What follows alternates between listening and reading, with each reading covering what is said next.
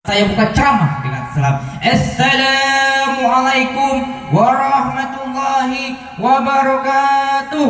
Waalaikumsalam warahmatullahi wabarakatuh. Yang semangat dong jawab salam dari saya. Saya ulangi lagi. Assalamualaikum warahmatullahi wabarakatuh. Waalaikumsalam warahmatullahi wabarakatuh. Masya Allah sekali, semangat sekali para hadirin menjawab salam dari saya. Kalau gitu saya punya pantun untuk para hadirin. Boleh didengar tidak? Boleh. Pergi ke pasar membeli tomat. Tomat dijual oleh Pak Mamat. Yang jawab salam saya dengan semangat, semoga tidak punya hutang sampai akhir kiamat. Amin ya rabbal alamin. Alhamdulillah, alhamdulillah rabbil alamin. Wassalatu wassalam asrafil anbiya'i wal mursalin wa ala alihi wa sahbihi ajmain. Amma ba'du. Yang saya hormati para hadirin yang berbahagia dan juga para segenap dewan juri dan juga teman-teman seperjuangan saya yang akan berjuang di lomba hari ini. Tidak lupa juga, marilah kita panjatkan puji syukur kita kepada Allah Subhanahu wa Ta'ala yang telah memberikan rahmatnya kepada kita. Salawat beriring salam, marilah kita curahkan kepada junjungan besar Nabi besar Muhammad SAW yang telah membawa kita dari alam kebodohan ke alam yang penuh teknologi dan modern hari ini.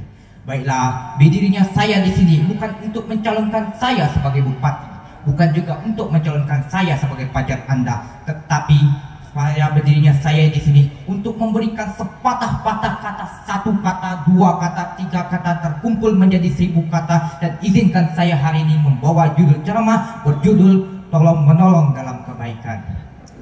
Kaum muslimin, kaum musliman yang dirahmati Allah Subhanahu wa Ta'ala, Islam adalah agama yang sangat menganjurkan umatnya untuk saling tolong menolong dan mempererat tali persaudaraan. Tolong menolong di sini tidak terikat oleh apapun dan dibantu dengan tulus dan siapapun orangnya, entah orangnya kaya ataupun miskin, berpendidikan tinggi ataupun tidak punya pendidikan sama sekali, bahkan muslim ataupun non muslim. Bantulah dengan tulus dan ikhlas. Kecuali tolong menolong dalam melakukan keburukan, kejahatan dan dosa, itu dilarang oleh agama Islam. Allah Subhanahu wa Ta'ala menegaskan dalam surah Al-Maidah ayat 2, wa ta'awanu 'ala birri wattaqwa wa la ta'awanu 'ala ismi wal udwan wattaqullaha innallaha syadidul iqab. Yang artinya tolong menolonglah dalam melakukan kebajikan dan takwa, dan janganlah tolong menolong dalam melakukan dosa dan pelanggaran, dan bertakwalah kamu kepada Allah Subhanahu wa Ta'ala, sesungguhnya Allah Subhanahu wa Ta'ala teramat berat siksanya. Kaum muslimin, kaum muslimat yang dirahmati Allah Subhanahu wa Ta'ala, menolong orang lain, khususnya orang yang dalam kesulitan, mendapatkan banyak sekali manfaat, baik bagi kita sendiri ataupun orang yang kita bantu. Bahkan dalam kondisi masyarakat pun akan mendapatkan manfaat dari sikap dan perbuatan baik ini.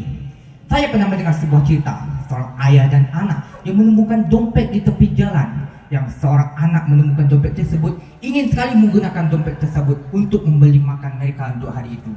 Tetapi mengapa ayahnya melarang anak tersebut untuk menggunakan dompet tersebut untuk membeli sebuah makanan? Dan ayah itu berkata kepada anaknya, itu bukan rezeki kita, tapi adalah rezeki orang lain.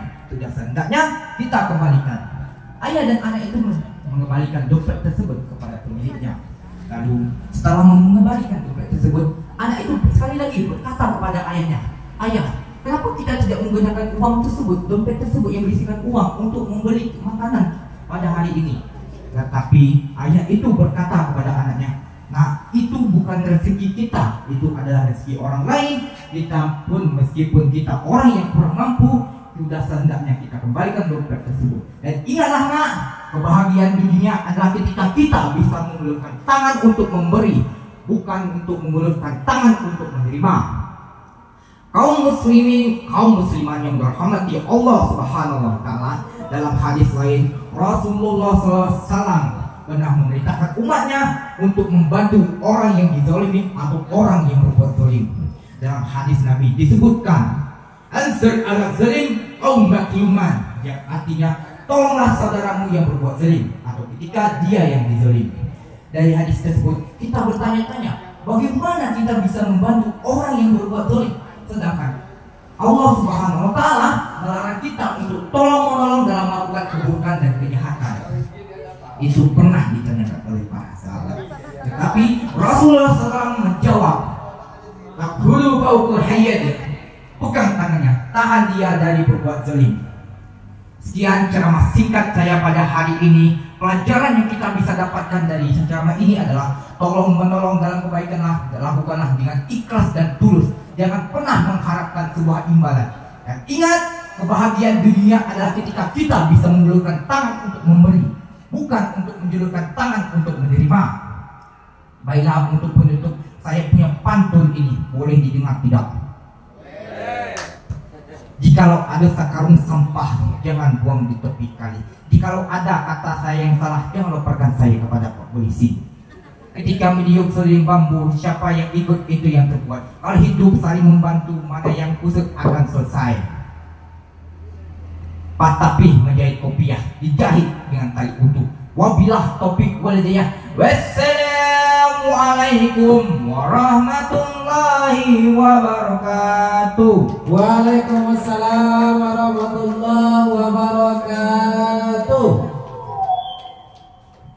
Luar biasa, masih